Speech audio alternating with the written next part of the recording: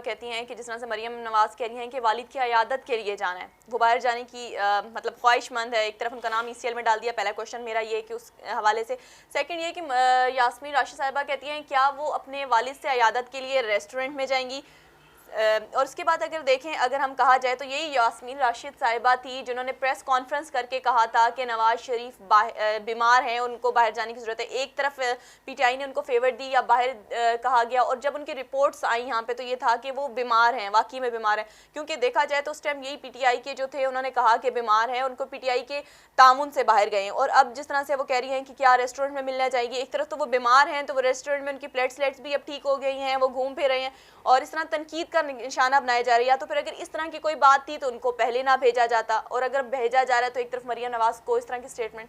नहीं देखिए, मरियम नवाज की जब ज़मानत हुई पाकिस्तान में, मियाँ साहब सो कॉल्ड बीमार थे हॉस्पिटल में, और जिस तरह की रिपोर्ट्स आ रही थी, जो मीडिया हाइट क्रिएट की गई और जिस तरह के हालात बना दिए गए, खुदा ना खास्ता भी कोई ख़बर आ सकती है, दिनों के मेहमान हैं, घंटों के मेहमान हैं, तो उस सूरत में हमारा मज़हब, हमारा माशरा, हमारी रवायात जो है, हमारा कल्चर है, उसमें ये चीज़ें हैं कि इंसानी हमदर्दी बहुत ज़्यादा है। तो एक बेटी जेल में हो और उसका बाप खुदा ना खास्ता इस तरह, जिस तरह वो पोर्ट्रेट कर रहे थे, आखिरी सांसें ले रहे हैं, तो वो ज़मानत तो उस टाइम हम सब समझते कि बनती है, चलो वो जेल से रिहा होकर अपने वालिद को हॉस्पिटल में देखभाल करें या फिर घर पे करें।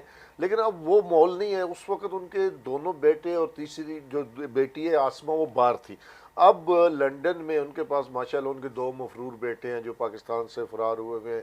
उनकी बेटी है आसमा, मतलब है कि जो बहू है इनकी डार साहब की, साग डार खूब मज़ाते खुद वहाँ हैं। तो मैं समझता हूँ कि वो जो इखलाकी जवाज़ था उसको टोटली इंसानी हमदर्दी पे और इखलाकी तौर पे इजाज़त दी गई थी, या चलो इसको ज़मानत दे दो। अब वहाँ तो इनकी इतनी ज़रूरत नहीं है, क्या वो जो उधर दो बेटे और एक बेटी है उनकी देखभाल नहीं कर सकते। मैं समझता हूँ कि वो जो फ्रॉड हुआ अब किस लेवल पे हुआ, क्योंकि हर बंदा जाके नवाज शरीफ को या चेक नहीं कर सकता था, वो डिपेंड करता था जो रिपोर्टें आती हैं। अब वो रिपोर्टें फौजरी उनमें किस लेवल पे हुई, कहाँ पे हुई। अब मेरा जो ज़ाती ख्याल है थोड़ा बहुत कि भाई अगर प्लेटलेट 35,000 से नीचे आ जाएगा आपके दांतों से और नाक से खून 35,000 से नीचे आ जाए तो खून आना शुरू हो जाता है, क्योंकि इनकी तादाद 1.5 लाख से लेकर 4.5 लाख तक एक नॉर्मल आदमी में होती है। लेकिन उनके 6,000 पे भी आते थे तो वो फिर भी उस तरह हमने नहीं देखा कि उनकी जिस्मानी तौर पे कहीं से ब्लीडिंग हुई है कुछ हो। बट वो एक जिस तरह भी उन्होंने हमेशा की तरह एक साजिश की और उसमें वो कामयाब हो गए। लेकिन अब मरियम साहबा को देख लेना चाहिए कि वो किस तरह ये क्लेम करती हैं कि एक सेहतमंद शख्स के लिए उनकी ज़मानत उनको दी जाए। अच्छा सर, नवाज शरीफ साहब बाहर हैं, एक रेस्टोरेंट में खाना खाया जा रहा है, साग डार बाहर हैं, हसन नवाज, हुसैन नवाज, इनको पाकिस्तान लाना चाहिए। इमरान खान साहब कहते थे कि अपनी इमरान खान साहब की स्टेटमेंट थी कि उन्होंने कहा था कि मैं इनके एसी उतरवा दूंगा, मतलब, और यहाँ से वो लोग बाहर। आपको लगता है कि इनमें से कोई हसन नवाज, मतलब अभी तो फिलहाल अगर हम हसन नवाज को एक तरफ छोड़ें, नवाज शरीफ के ही मामले पर बात करते हैं, कि आपको लगता है नवाज शरीफ वापस आएंगे? एक तरफ एसी उतारने का मामला था और एक तरफ ये वापस। नहीं देखिए, वो इमरान खान ने हत्तुल इम्कान कानून की बालादस्ती की बात की है। वो हम जो कहते हैं दो नहीं एक पाकिस्तान, तो वो उन्होंने कानून की बात की थी कि कानून अगर ऐसी की इजाज़त नहीं देता तो फिर एक्स्ट्राऑर्डिनरी आप किसी को फैसिलिटीज़ क्यों दे रहे हैं। वो जब तक वो जेल में थे, उनकी ज़मानत नहीं हुई थी, तो वो इमरान खान ने बिल्कुल ठीक कहा।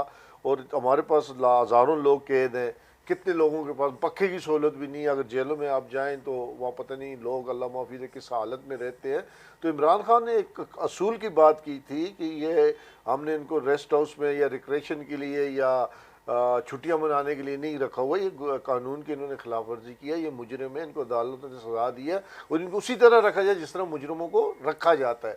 उसमें तो कोई मेरा नहीं ख्याल कि कोई दो राय हैं किसी की भी कि कोई एक मुजरिम है, जुर्म साबित हो चुका है, अदालत ने उसको सजा दी और उसको आप एसी में रखें, उसको आप फैसिलिटेट करें, तो ये तो मैं कहता हूँ बुनियादी हकूक़ की खिलाफ वर्जी है, फंडामेंटल राइट्स की, कि सब के लिए एक कानून। और जहाँ तक वहाँ उनका ताल्लुक है, देखें जी,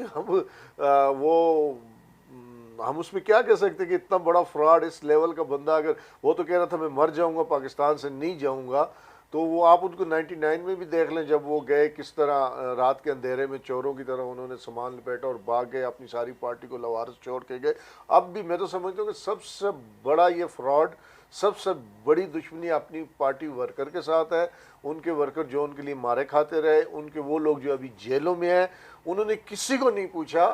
खुद उसके भाई, दो बेटे बेटी वो बाहर चले गए और पीछे लोग जो मर्जी करें। तो मैं ये कहता हूँ कि उनके जो अपने पार्टी के लोग इस टाइम जेलों में सड़ रहे हैं, उनको भी ये चीज़ देखनी चाहिए कि उनके साथ हमेशा जब बुरा वक्त है तो ये किस तरह उनको लावारिस छोड़ के, बेयार और मददगार छोड़ के, जान बचा के भाग गए। आपको मैं भट्टू साहब की मिसाल दूंगा। भट्टू साहब ने फांसी कबूल कर ली, लेकिन अपनी पार्टी को, अपने लोगों को नहीं छोड़ा।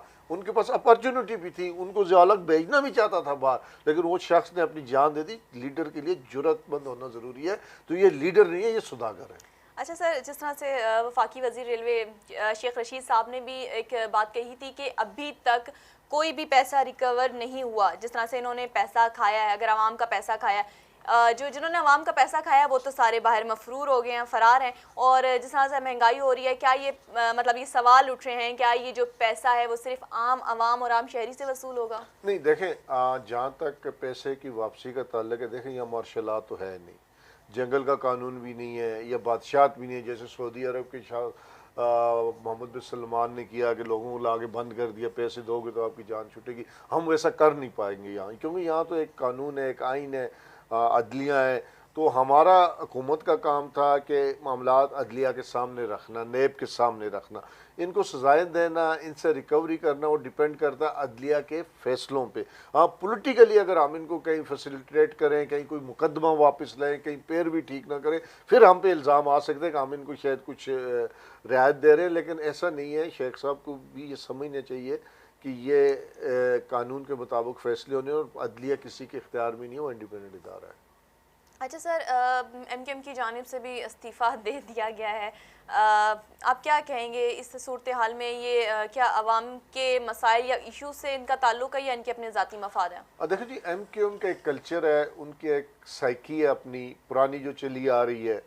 तो उसके बाद उनका जो वो डॉन था, उसके निकल जाने से बड़ा फ़र्क पड़ा कराची का अमन अमान में। कराची के रोज़मर्रा के जो स्ट्रीट क्राइम थे, अगवा बराए तावान था, दहशत गर्दी थी, उसमें काफ़ी फ़र्क पड़ गया। लेकिन अब जो, और कराची का अवाम ने देखें, इस तरह मैंडेट उन्होंने पाकिस्तान तहरीक इंसाफ को दिया है, और उसके साथ एमक्यूएम जूनियर पार्टनर है। एमक्यूएम के वोट इस तरह पाकिस्तान तहरीक इंसाफ से कम है, सीटें भी कम है। मैं सिर्फ इतना कहता हूँ कि एमक्यूएम को अपने लोगों के लिए अब अपनी थोड़ी सी उसमें लचक लानी होगी पुरानी सियासत में। हमारा असल मकसद पाकिस्तान तहरीक इंसाफ का और एमक्यूएम का एक है। कराची के लोगों ने दो पार्टियों को वोट दिया है, मैंडेट दिया है, और उनके मसाइल हल करना हम पे अब वाजिब हो चुका है, पाकिस्तान तहरीक इंसाफ पे और मुत्तहिदा कौमी मूवमेंट पे।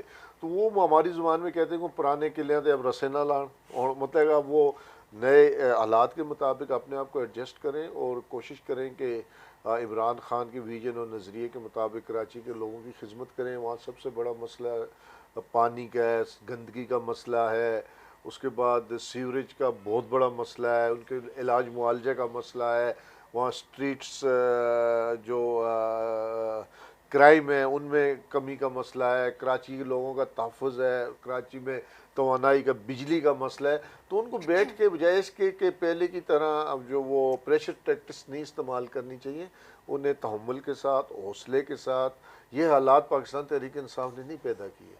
हम तो पहली दफ़ा वहाँ कराची में, अब भी हमारी हुकूमत नहीं है, मेयर उनके और हुकूमत नून लीग की है, पीपल्स पार्टी की प्रोविंशियल गवर्नमेंट है। हम मरकज़ में जो भी उनसे पाकिस्तान तहरीक इंसाफ की हुकूमत से मदद हो सकी वो करेंगे। गवर्नर वहाँ बैठे हैं, लेकिन उनको ये सोचना है कि अब वोट परफॉर्मेंस पे मिलना है। अगर एमक्यूएम ने उसी तरह की हरकत की तो मेरा नहीं ख्याल कि इसमें किसी का भी फ़ायदा होगा। मैं समझता हूँ कि वो समझदार लोग हैं, वो मौजूदा हालात में अपने आप को एडजस्ट कर लेंगे। अच्छा सर, एमक्यूएम की जानिब से इतने माह लगा दिए गए इस बात को बताने के लिए कि फ़ारूक नसीम साहब उनके कोटे से नहीं है।